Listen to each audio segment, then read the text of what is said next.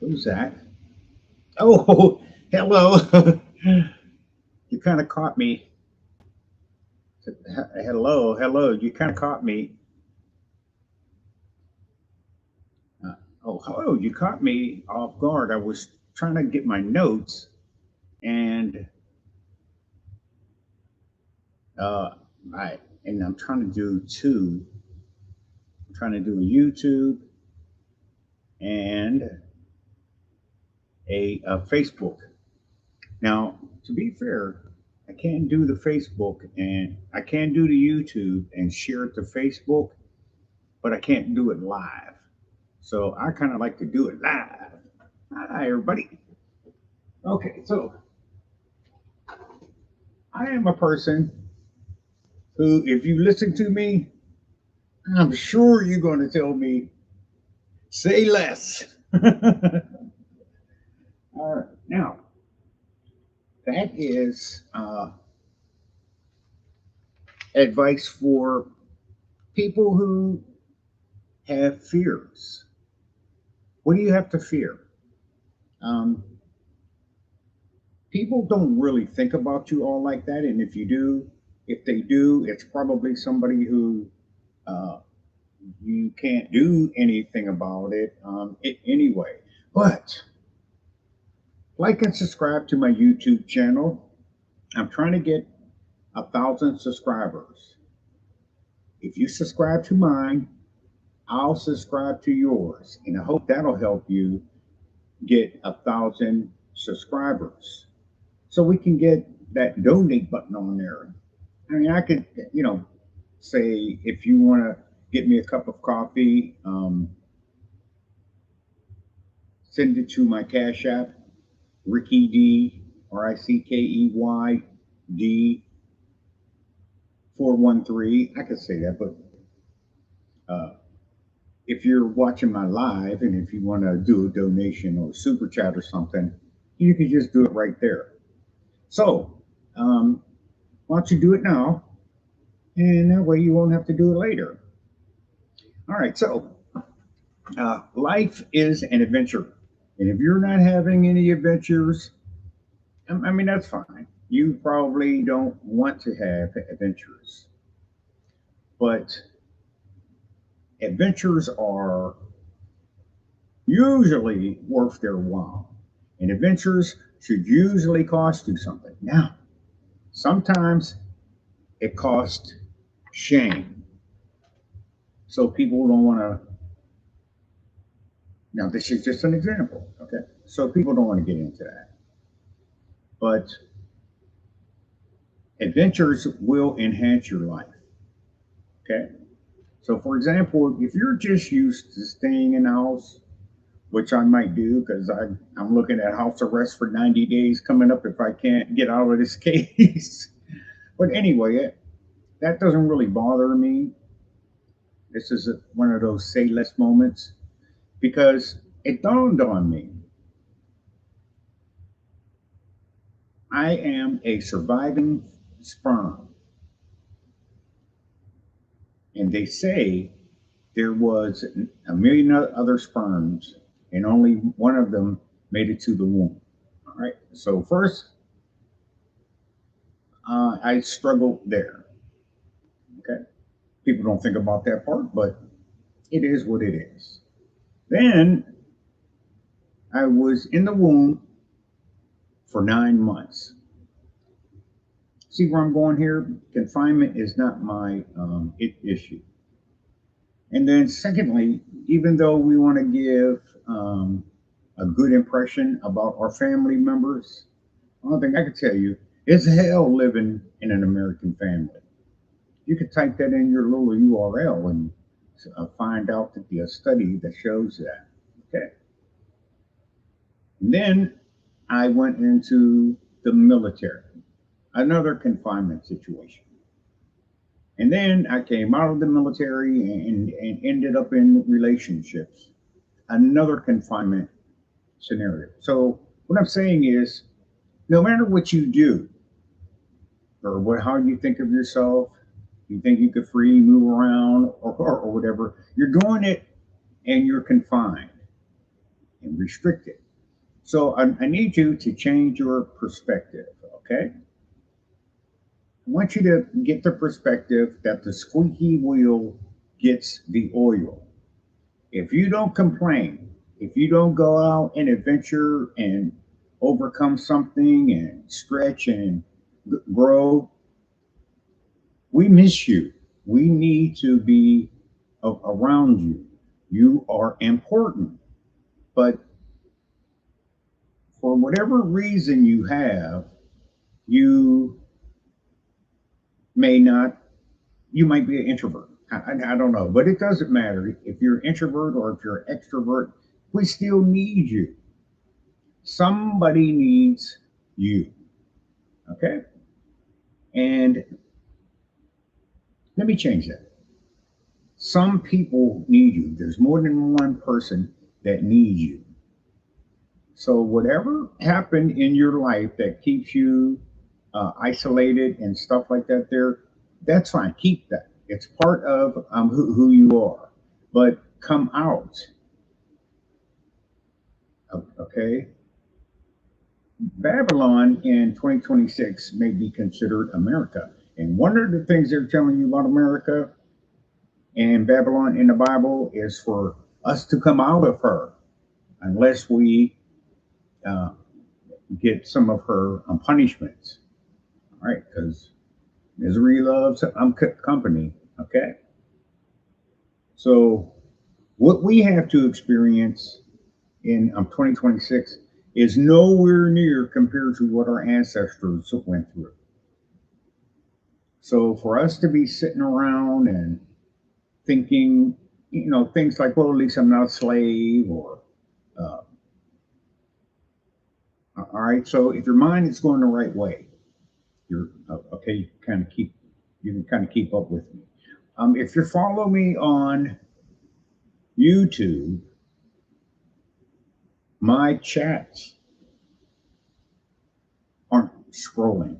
I don't know what I did, but it would scroll like crazy when I first started, and now all of a sudden, whenever I get on YouTube, it doesn't. I don't see the chats, and since my phone screen is so small, I don't see the comments either. So basically, I just got to talk. All right. So if you're watching me on Facebook, though, the comments will appear on the bottom of the screen. So if you have any comments, just let me know. Now, here's what I'm doing.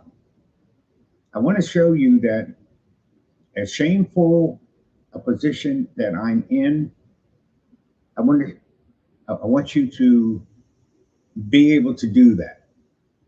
Okay. You don't want to hide anything. You don't want to cover anything up. You will feel so much better. You'll feel burden come off of your chest if you tell somebody.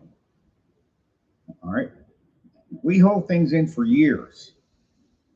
Put it out there. Put it out there. If you did something creepy when you was a child, put it out there. If somebody did something creepy to you when you were a child, put it out there. Don't hide that. Because as you see, if you are an adult and if you haven't gotten rid of all that stuff from way back then, it's still there. So you have to get rid of it. All right. The Bible kind of tells us to uh, share one another's burdens or something. Nobody's going to tell you something that's worse than what you think you went through. But you help them when they want to testify or confess. Like the Catholics have the confessional booth, the Pentecostals have the come down to the altar and bend at the altar and pray or ask for forgiveness or something. There's different forms of doing it, but the most important thing, young people, is you're going to have to tell somebody. Okay, you might want to clean it up, but you want to get it off your chest because it's not leaving. It isn't going anywhere. And here's the problem. If you're still holding on to something that happened to you when you were a child and you are still holding on to it as an adult, it's kind of like a pacifier. You don't want to get rid of it. You can come up with all kinds of reasons not to say, uh, I took Sally Sue's little ponytail and stuck it in the inkwell. Okay, and you carry that all your life. That's that needs to be let go. All right. The best thing to do is, if you're an adult, find somebody who you can talk to. If you are a veteran and if you went through some stuff, you got to find a couple of vets, not a group. You got to find a couple of vets who can identify with what you went through. I shot a Japanese guy and I saw his brains fall out or something like that. I was doing PT, and I never told anybody this, but I was doing PT, exercise, physical training, with a group. And at the end of it, one of my comrades had a heart attack. And we know it was a heart attack. We're 17 and 18 years old. We probably could have surmised it was a heart attack, but when you are 17 or 18 and that happens, you haven't really gotten your processor going yet. Do you know that, just as a side note, people want to hire uh, management people, stuff like that there, up to 25 because their minds are still palatable or malleable. Okay. This is why you don't go to a lot of companies and see a lot of older managers unless they have been there forever. But they want people whose minds that they can mold. So I'm telling you this to let you know that uh, it takes a while for you to get going with your life, with your understanding, with your abilities. Okay. And especially if you're holding something back, especially if you think you have something that you don't want people to know. Okay. Confession, you have to confess. I'm, I'm sorry. All right. And you have to do it right away. Here's a little thing that I use. I wrote it on my wall using the Adobe, and it says number one, according to the track psychologist, TRACK. If you want to type that in your little URL, I actually wrote number one, according to I track psychologist. Number two, over, overthink because you don't write. So if you think that, oh, I'm going to remember, or uh, you won't, all right, because you're going to be distracted. You get so many distractions. Do you know how much stuff we have in our house? It's because we've seen a commercial, not that we actually need. Most of our society is, oh, hey, Ingrid. Hey, Robin. Most of what we have is most of the stuff we have in our house we bought because of a commercial. If we had in our house just what we needed, it would be easy to clean. One of the problems I find with cleaning is I don't care where you put something, eventually it's going to be in the way when you go to do something else. It's a phenomenon. Okay, so number three, you're anxious because you don't act. Okay, so if something needs to be done, If you know the solution, you kind of already know it. You already know what needs to happen. So, for example, what we got going on in our with the Orange Man right now, everybody knows what needs to be done, but nobody's acting on it. Okay, that's just an example. Okay, number four, procrastinate because you don't have a plan. You don't want to think about it. So you do the uh, what is that that says 99% of what you think never happens. So this is where procrastination comes in because all these other things, all right, all the other 99 things is what's happening to you. Okay. All right, young people, new people. All right. Number five, you stress because you don't train. Okay. Now these aren't my examples. I'm not telling you anything. I'm just telling you what I wrote on my wall. Okay. I heard it and I wrote it down one day. And I got some more in the kitchen. Okay. I mean, look how much time we spend in the kitchen. So I took a piece of paper and hung that up there. So I actually have seven, eight, nine, and 10, but I'm only going to give you six. Okay.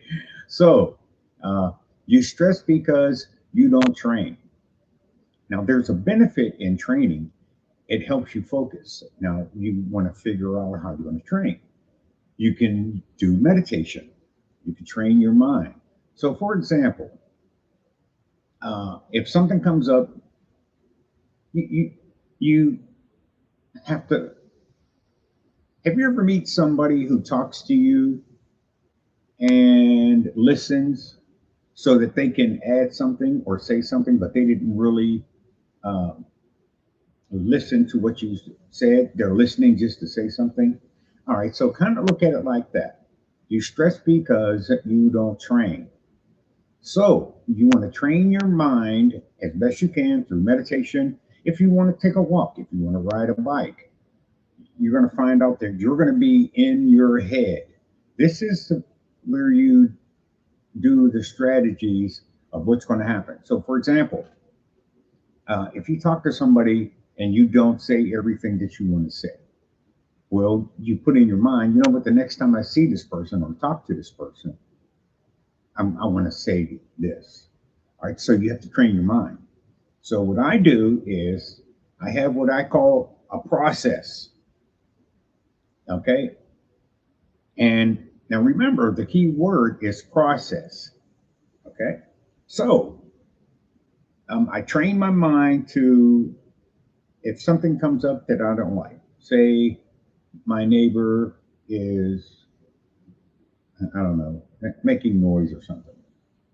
I trained my mind already how to respond to it. Okay.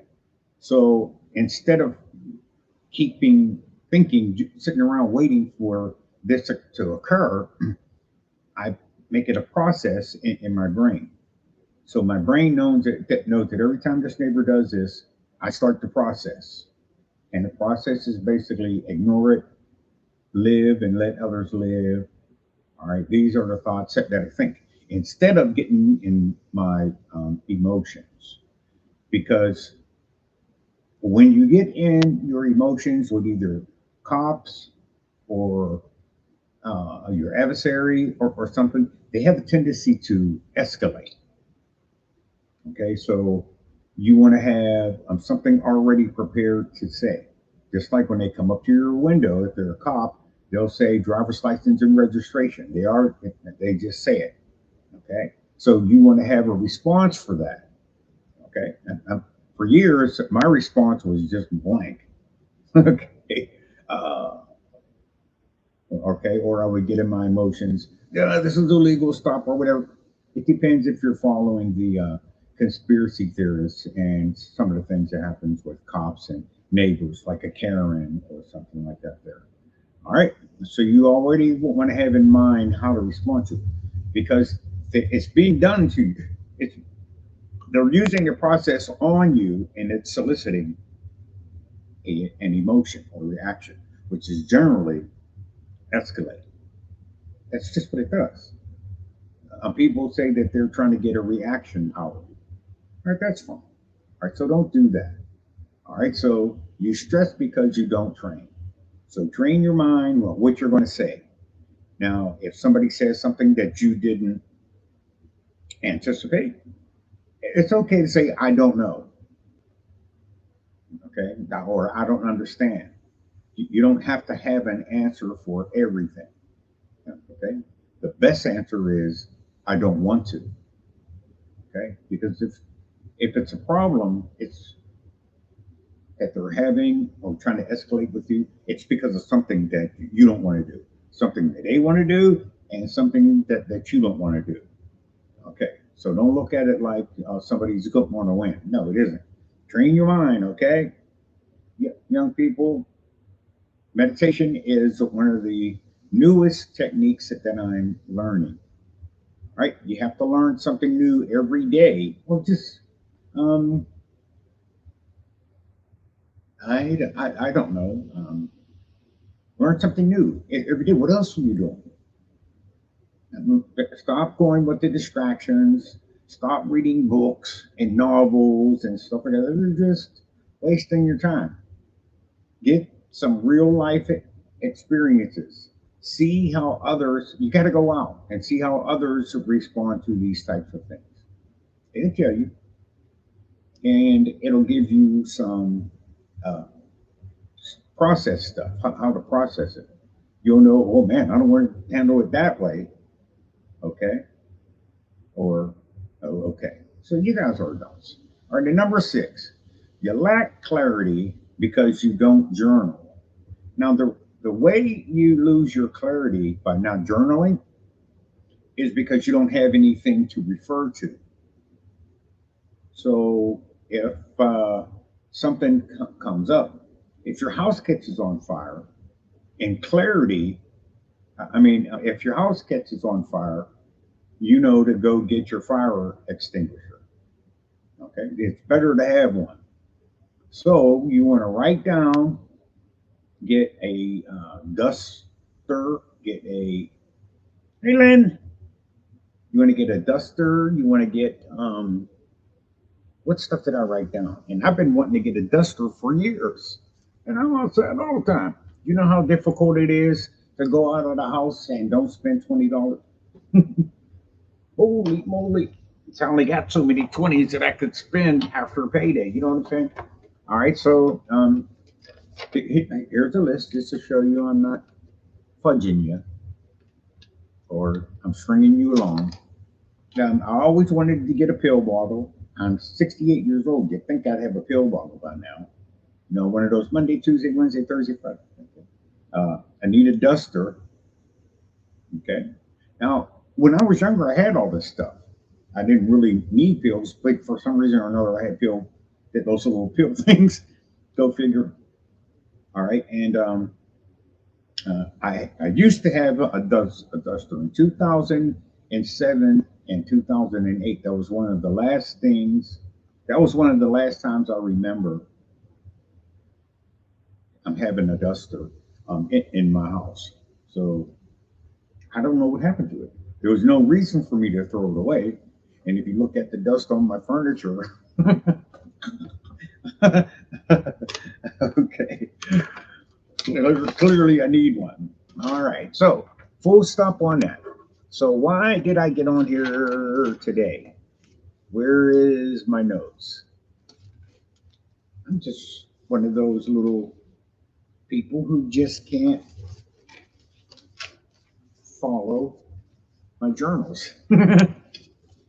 See what I did there? All right, no. Now I wrote down what I wanted to share with you all. So I just don't know where I put it. I was so busy trying to set up these two cameras and being distracted. Oh, I know what it was. Do you have people who borrow from you and never pay you back? Okay. Well, here's it. You are a giver. Okay. And if you don't give, this is just an example. If you don't give, you're actually uh, keeping something in. All right. Number one, if you don't give, it's because you're holding a grudge from those who didn't pay you back. Okay. Now, in spiritual um, kingdom of heaven stuff, that means you didn't forgive them. Oh, yeah, I forgave them. No, you didn't. Because you said, well, no, I'll forgive them, but I'll never loan them any money anymore. Okay. Now, if you forgive like that, that's holding a grudge. If you're holding a grudge, how do you think you got forgiveness if you're holding a grudge? Now, remember, God is not mocked, according to the Bible. And hey, I'd rather go with what the Bible says than what I got to say about God. The Bible's been here for 2,500 years. I haven't been here quite 25 years yet. Mr. Smith. So I haven't been here quite 100 years yet. So I'm going to go with the Bible. Okay. Some things I grasp, but some things I don't. So I need to go and be around people and hear people. I'm sharing their testimonies, letting go of their grudges, learning to forgive, stuff like that. There. Okay, so I need to be around those types of people. But here's what I learned that helped me go back to loaning to people who ask. All right, because the Bible says, give to everyone who asks of you. Now, you can stop me where I'm lying. So instead of just doing it willy nilly and never getting anything back, don't expect anything back. Don't give and expect anything back. No, this ain't one of those. I had to figure out now, you can't get blood out of a rock. Okay, so if you have people that you have to loan to, they have a lack in that. They have a lack in finances. It's not bad. Some people only get a certain amount of money. That's it. Okay? Tell them to get another job. Do you realize that if you get a second job, if it doesn't pay like $20 or something like that, it takes most of your income from the second job to help you maintain those two jobs with gas, finances, lunch, stuff like that. There. Okay, so that's not actually the way to go. Okay, hold on. I got a slow collection here. All right, Mr. Smith. Or I already said Mr. Smith. Okay, so now what you want to do is figure out. Okay, you can't get blood from a stone, or you can't get water from a stone. I want to only get gory. So I found that with the ones who I loan money and don't pay back and can't pay back, they have something that they would consider to be uh, equivalent to what I gave them. So, for example, remember the lady who had two mites, she gave more than all the rich dudes and gals, okay? Because she gave out of her lack. So when somebody, so if you give to someone and if they can't pay you back, then you want to operate with them in their lack. And this is how you do it. All right. The Bible showed us how to do it. So in 2026, if I loan somebody $20, I know that they're not going to be able to pay me back. So I have to go around them to see what they have that they think is worth the $20 that they gave me. So hold on, I keep hemming and hawing on that one. I got such a good example, such clarity. It'll make your little bell go off. What is this? All right, now I went to, I'm great. Let me tap my brain here. All right, so we did the woman with the two mites. Oh, okay. So there was a prophet. He was out there in the desert, just wandering around. He didn't have anything else to do. He might have had a message here or there, and probably stopped somewhere and gave a sermon. Somebody gave him something to eat. That clicked with me.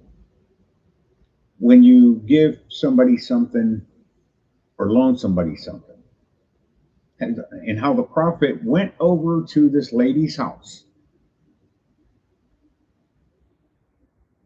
She had a couple kids, and I think her husband died or something like that. Back in them days, they didn't have Social Security. They didn't have kinsmen or rich uh, kinsmen. Back then was probably rich family members, and if they did, they probably didn't live anywhere near them. So they didn't have a supply of food. I guess they could eat lizards or something, but how many lizards can you eat? Okay, so anyway, I digress. So in this story, this is how you get the equivalent of what a person has that doesn't pay back. And this is what the prophet did. So she said, well, I got a little cake, kids, and, you know, I don't think we're going to make it. This is the last thing I have for us to eat. Okay. So we're going to eat this and we're going to die. And kids was like, okay, mom. What are you going to do? Okay. You don't want to get into that story about the women who asked Solomon to cut the baby in half, because that story was they had two kids and they ate one kid, and when it was time to when they got hungry, they wanted to eat the other kid, and the lady was like, "No, I don't think so." Okay, all right. People got mess. All right, so what he did was he came past this lady's house from out of nowhere. She probably seen him coming because there was no walls, no street lights or something, and chances are pretty good he came past in the daytime because the scorpions come out at night, so you don't generally travel in the desert at night. Okay, and he was like, um, "Hey, lady, give me something to eat. Uh, give me a little cake or whatever." You ever notice how when you have something to give, everybody has a need for it? Whatever she had to give for the kids, herself, and now here comes another person who needs help. So this is how we are as givers. Now he said something. He was like, "Hey, lady, give me a little cake," and she said, "Hey, um, I don't have enough. I got enough for me and my kids, and we get ready to eat this and die." Okay, so I'm trying to show you how to go around people, okay, and get your needs met. We have a website or a community website. It's called Ask and Buy Nothing, Switchville, Wilkinsburg, whatever. And what they do on there is uh, if you need something, you type in ask, then you write down what you're asking somebody for. And invariably, somebody has it and they'll give it to you. Okay. And it works the same for giving. Sometimes you might find something that you want to give. I got a new smoking cessation kit because you get them every refill time. So instead of just not doing anything with them, I went to that website and I offered to give them away. And sure enough, somebody needed it. Okay, so you have to go around people. All right. So he says, "Hey, lady, give me a little cake." And she was like, "I don't have it." She's like, "Well, I'm a prophet. They call it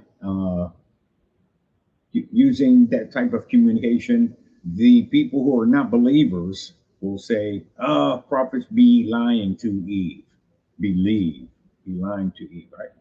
So, I mean, I don't know. She had the heart to give. She probably figured, well, what's it going to hurt? We're not going to live after the day anyway, thinking that they're just going to starve to death. Okay. Coming across in the picture. All right. So he says, thank you. So, and I think he had more than everybody else because you know how greedy people are, men and stuff, when you're going to take advantage of someone who just gives and gives and gives. Calm down. He wasn't doing that, but I just wanted to give you a contrast of somebody like that we may know. They just take and take and take. All right. So this is how you get back from them. Right.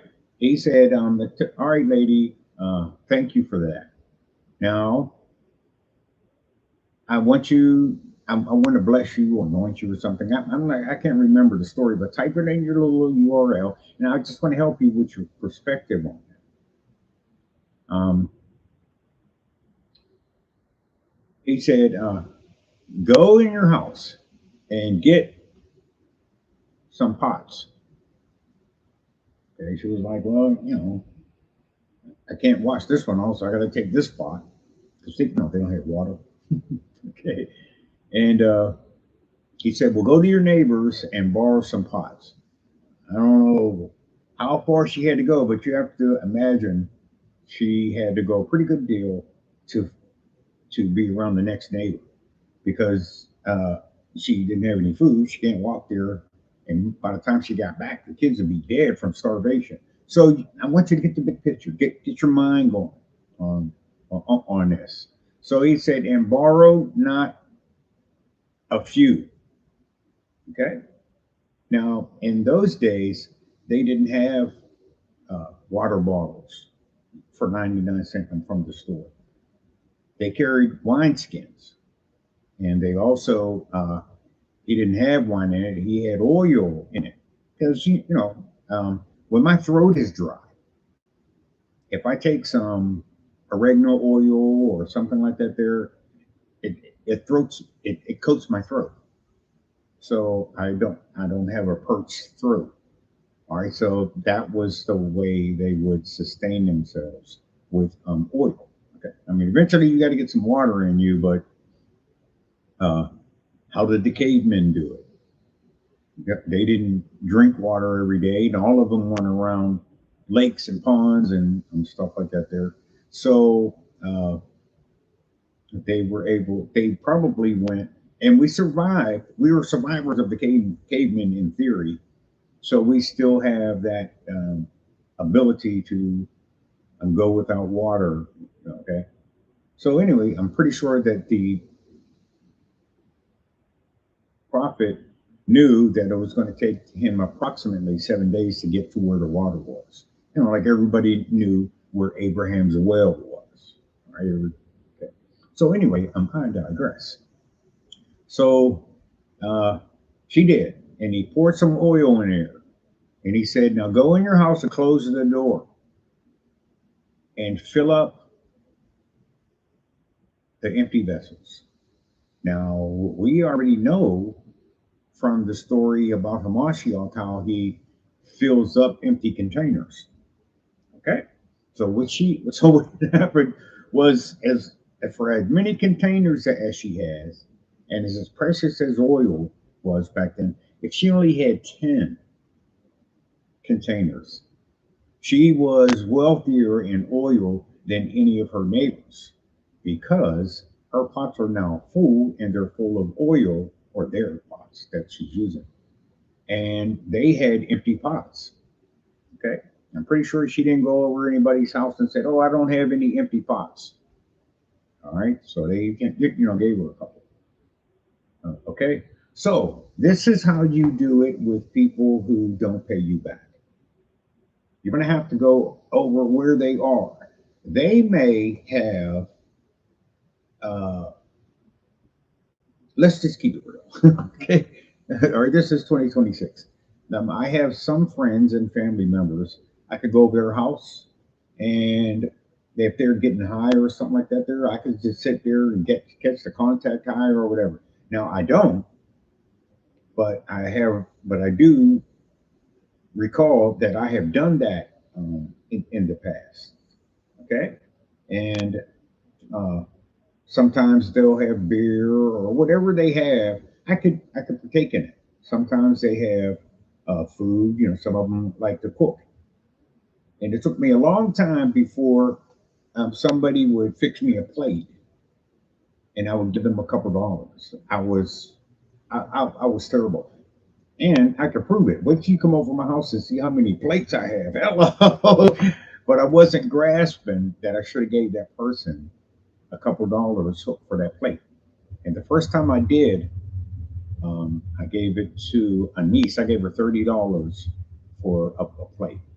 It was one of them little plastic containers like this, and she jammed food in there. There was enough food in there for 2 days because I really only eat maybe once a day, and I use vitamins, minerals, and nutrients, smoothies, and stuff like that there to survive off of. So, and then I can go to the food bank. One thing I learned about the food bank, they give you beans and fruits and vegetables and stuff like that there. Uh, one thing I had to learn was to apply the same theory with the fruits and vegetables out of a can, where you have to wash your vegetables, right? Because you got to get all that syrup and all that fructose and stuff like that there off of it. And I actually use a can of fruit after, and I will wash it off, and I can use that in my smoothies. And in my smoothies, I put in there.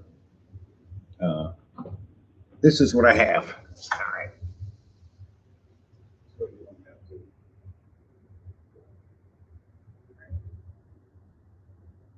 There's nothing worse than trying to imagine what somebody is saying.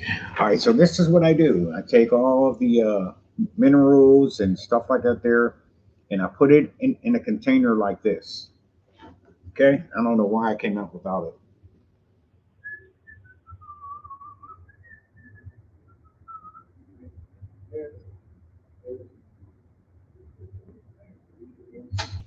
All right, all right. Here's a couple of bags of nutrients and stuff I get from the Whole Foods. I mean, not the Whole Foods, from East End Food Co-op. This is blackberry, not blackberry. This is elderberry. What is this?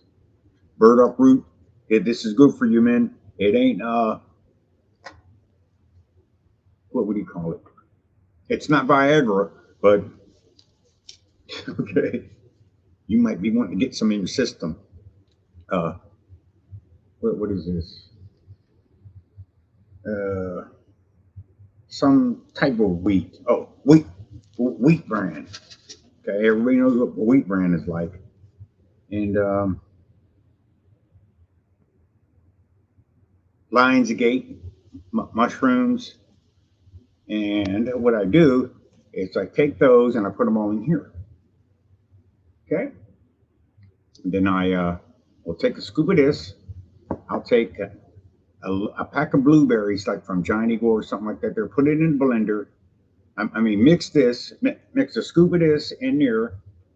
I put it in a blender with the blueberries and the raspberries that are typically in 2025 or 2020. I mean, in 2026, they're only $1 now. Okay, so I could do a smoothie every day. But what I do is I'll blend two or three of them. Okay.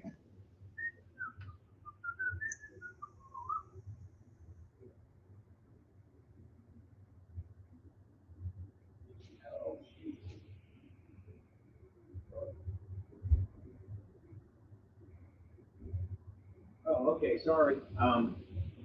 I did all the ones I have earlier today.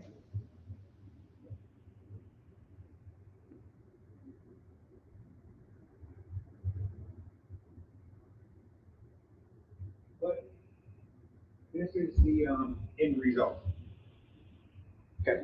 So this is the end result of the blueberries and raspberries. So I got one of these for blueberries and I got one of these for raspberries. Then I'll take a scoop of this. Okay. All right. So these are all blended, and I have a scoop of this. I have a scoop of this in it. Okay. So I could drink these throughout the day, and I'm getting all these minerals and nutrients at one time. I got another handful. All right. So just to help you all get young people.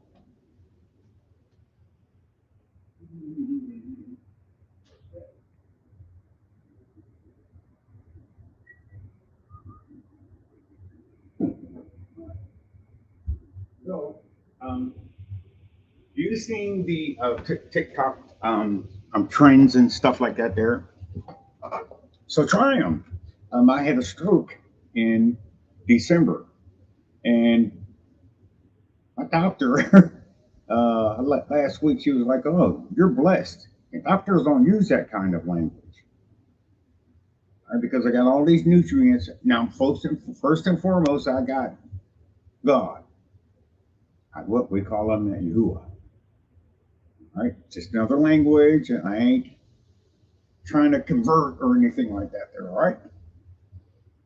All right. Oh boy, it's kind of the top of the air is kind of chilly, so I got to put this stuff on because I ain't getting no high gas bill, which really uh, it's only money. I mean, what are you going to do with it, especially if you don't have a passport? Okay, so all right, so that's my story. You have to go around people, get what their equivalent of what they think you have. So for her, that little cake and that little meal, she got an equivalent from giving it. She got an equivalent that was, uh, pressed down, shaken together, multiplied, and running over. But I hope that helps you. Only because I want you to continue to give, because it's a part of you. People who listen to me are givers. I don't have no selfish friends, not one. I'll drive them. I'll go way out of my way to drop them off somewhere, if they ask me, and if we don't get pulled over by the cops for expired something or suspended license or something like that. There. Okay, so anyway, this is what usually happens. I get a call, so I'm going to go ahead and take this call. This is a gentleman from way down south, but we seem to communicate well. Love ya.